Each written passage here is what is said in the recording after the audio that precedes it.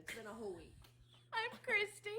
I'm Lisa. And we're thrilled to be spending this time with you. Finally, I've been looking forward to it. All week. Life has just been so boring. I know. We have a great time talking about these wild animals. Did you say I'm boring? Never. I would never do that. So we talk about a different wild animal each week. These are wild animals that you see on YouTube, in on zoos, farms, and also in the Bible. Yes. And we love that. We love to keep pointing out to you that there's interesting stuff in the Bible, some that you know, and some maybe that you don't know, and that real things happen with real people and real wild animals. yes. It's good stuff. But before we get there, I think it's time. it's time. Is it time for the thing? It's time for the thing. It's time for the thing.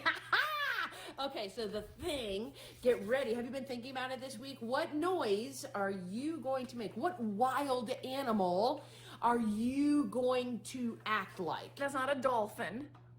I thought a dolphin Or a was sea lion. A sea lion. I thought those were very wild, and I thought they were very appropriate. But I have one that's not in the water this time. It's going to be great.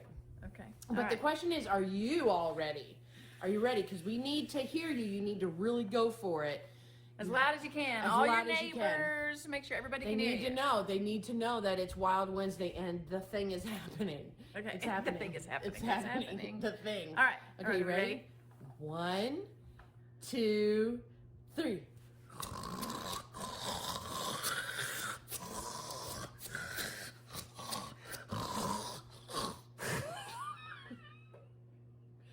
I'm a wild boar. That's A wild boar. Hey, she went with it. I said she was a boar, and now she's a wild. That's funny. No, a That boar. was a great- B-O-A-R. Did That's you pretty see? good. Did you see what my sound was? I don't know what. I was a that? porcupine throwing my spikes Oh, out. that's my a spines good out. one. Yeah, I figured they must make sounds when. Oh, that's good. Oh, that's really creative, Lisa. I'm impressed. Thank you. You're welcome. It wasn't anything like your wild boar though.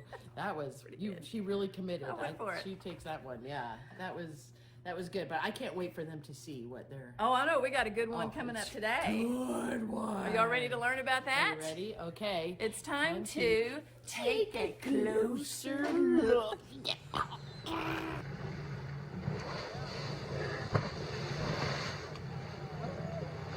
Look at that. Oh, what a beauty.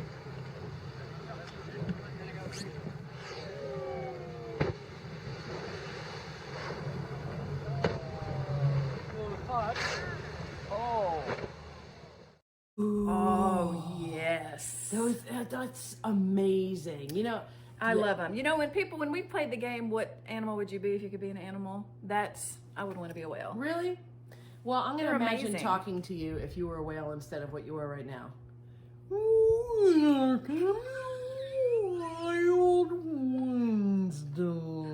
I think I recognize that. That's how Dory spoke to them in Finding Nemo. You call me Dory. It's whale language. I do. love She that. forgets all the time. I know. You're here and we're doing a Bible lesson. We're doing the Bible lesson right now. It involves Yeah. whales. Yes. Hey, but you've seen like real whales, Yes, like in yes, person. yes. I've seen humpback whales. Wow. When I was visiting Boston, we took a boat out and saw these amazing creatures. Wow. And just seeing them, I mean, you just look out over the side of the boat. Do you get the impression of how huge they are? Yes, Oh, wow. yes, and they know where the people driving the boats know where they are, so they take you to the area where they are, and to see them jump out of the water, I mean, it really is spectacular.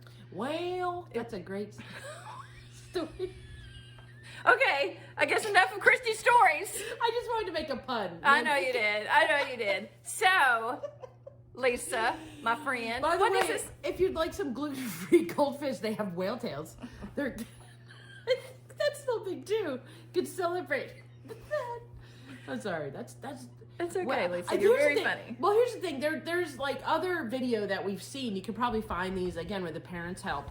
That sometimes whales, they're being very calm, but like they'll swim underneath someone kayaking in the ocean or something, and you can see just How huge they are. huge they are. Yeah. That would it's Yeah. amazing, and they It is seem amazing. gentle. Yes, gentle giants. So why are we talking about these gentle giants? What do they have to do with the Bible? What? What's wild got to do? Got to do with it. I'll tell you what wild has to do with it and what whales have to do with it. It has to do with a story in the Old Testament in the book of Jonah. That's right. Now this might I be think they might have guessed it. You might have guessed it, but they might have forgotten kind of the real details of the story here. So we're going to give you a few more that you might not know, but if you already know them, that's great. You can even fast forward us right now to a Just better fast forward time. to the end. That's fine. You can talk to yourselves about the story of Jonah. But anyway, Jonah was a prophet, and if you know, a prophet is someone who is committed to bringing the messages of God to the people that God tells them to bring them to. So they are messengers of God who are communicated with them directly. So, so that's who Jonah was, and he was told to go to a place called Nineveh. And Jonah was like, "Yeah, no, I don't think so, because they're kind of mean." And So he's a messenger of God, but didn't want to pretty make the much message. disobeyed Yeah. him. So the beginning of the book kind of starts out with kind of a bad part. He's like, "I'm a prophet of God." I don't want to do that, though. But I'm not going to do what he's telling me to do. I do. I wonder what made him decide, I'm not I going to know. do that message that God wants me to do. So he decided to go in the exact opposite direction. And instead of taking a taxi cab, he took a boat, because that was more normal back then. Well, So he gets in a boat with a bunch of guys. they're like, "Sure, you can ride with us to the other, the other place." He was going to Jonah was going to another place, I guess, to continue to bring God's message, but to a nicer city, not to where God told him to go. Right. And a storm kicked up, and it was so bad that even these experienced sailors that were running the boat were very scared for their lives. They were so upset, they didn't know what to do, and Jonah told the captain, "I know what's happening. I know what to do." So they went to him and they were like, "What in the world is going on?" Of course, the storm is throwing the boat everywhere. And he's like, "Listen, I'm a Hebrew. I worship, the Lord of Lords, the one true God. And this is my fault. I'm responsible for this." So they're like, "Well, what are you supposed to do about it?" Again, all of this is strange information. Sure it is. So Jonah does a very wild thing on a wild Wednesday. I don't know if it was a Wednesday, actually. He tells them, "I know how to solve this. Just throw me overboard. Throw me off of the boat into the water." Oh, gosh. So, okay, so that's a weird thing. If someone...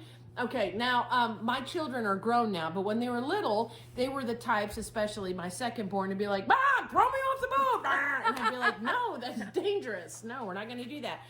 But my goodness, they must have been convinced that this man could change their situation, or else they were going to die in a storm. So they did. They threw him into the water. Threw him off the boat. Yep, and all it says is that a big fish came and swallowed Jonah, and he was inside of the fish for 3 days and 3 nights, and then he was spit up on land in Nineveh.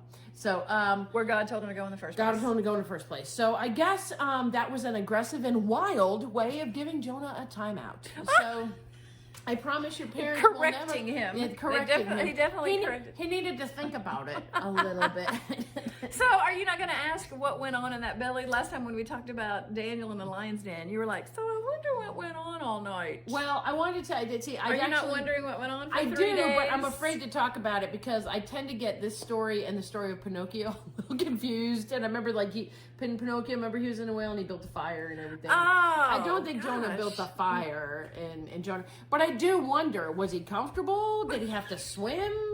Did he eat? Maybe there was they some would food in there. they would make oil out of whale's blubber. Did he make himself a little torch inside there? Did he peek his head out through the blowhole? Where are we at now? I don't. So the point of this story, Lise, bring us home. Oh, sorry, I got carried away. That's okay. One of the stories. This is an amazing story. By the way, the Bible does say big fish. We call it a whale because we can't imagine a fish being as big as a whale. Yeah.